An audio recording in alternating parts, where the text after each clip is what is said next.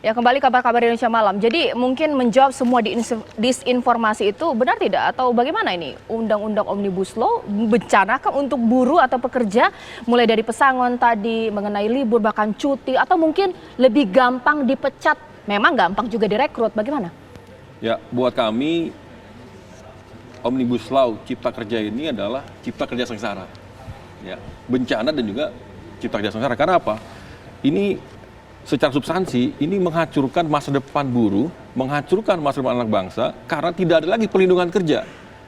Ya, dengan sistem kontrak dan outsourcing yang tidak dibatasi waktu dan jenis pekerjaan, kemudian UMSK yang hilang, upah minimum sektoral hilang. Ini bukan hoak, fakta. Bang Arteria udah menjelaskan ini bukan hoak.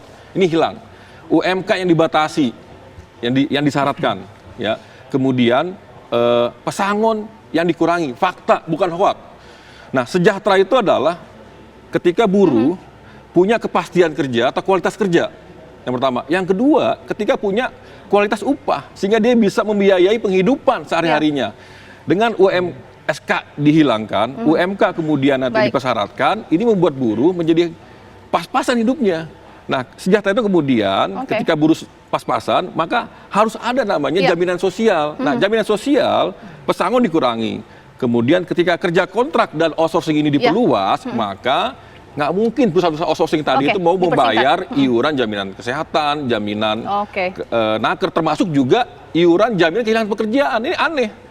Di mana negara pranegara? Nah, kita melihat tadi DPR DPR juga kita pada forum ini menyampaikan kita kecewa pada DPR karena DPR nggak sungguh-sungguh. Bang Arteria ini, Bang Arteria udah mungkin komen dalam setiap pasal per pasal, tapi hasilnya jelas-jelas merugikan kita. Jadi kita lihat DPR tidak sungguh-sungguh.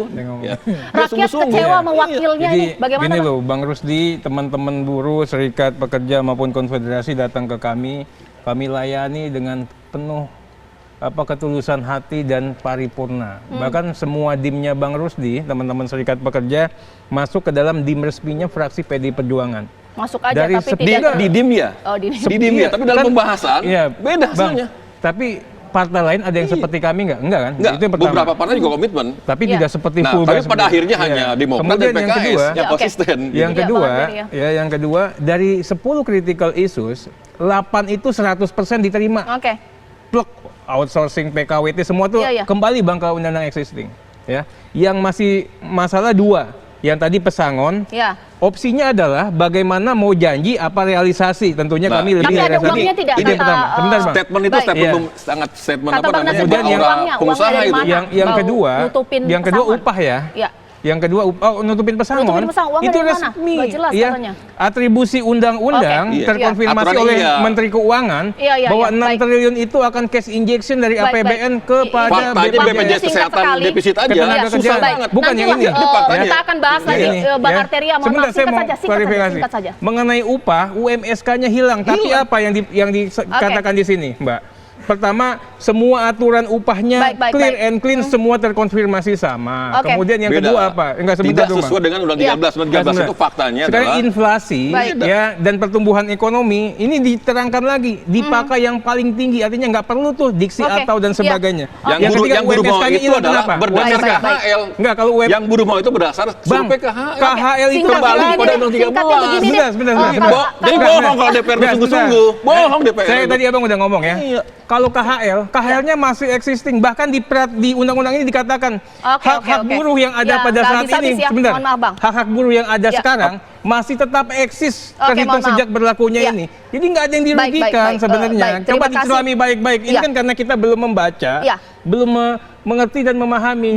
Bahkan tegas hak-hak buruh yang ada sekarang, Bang, tidak terkurangi dan terlibat. Faktanya upah hilang, berkurang kualitasnya. Ini mohon maaf waktu saya karena tidak ada, karena saya sesaat lagi langsung konfirmasi dengan Menteri Tenaga Kerja kita. Terima kasih. Di sini ada narasumber saya mulai dari Pak Sutrisno Iwantono, Bang Nasir Jamil. Tapi mungkin satu pertanyaan singkat saja kepada buruh, mau sampai kapan demo? Sampai undang-undang ini dicabut. Kita nggak tahu sampai kapan terus. Karena ini masalah perut dan masa depan bangsa dan masa depan anak-anak bangsa. Bagaimana nanti pemerintah akan menjawabnya oleh dari Menteri Tenaga Kerja kita sesaat lagi di Apa Kabar Indonesia Malam. Kami akan kembali.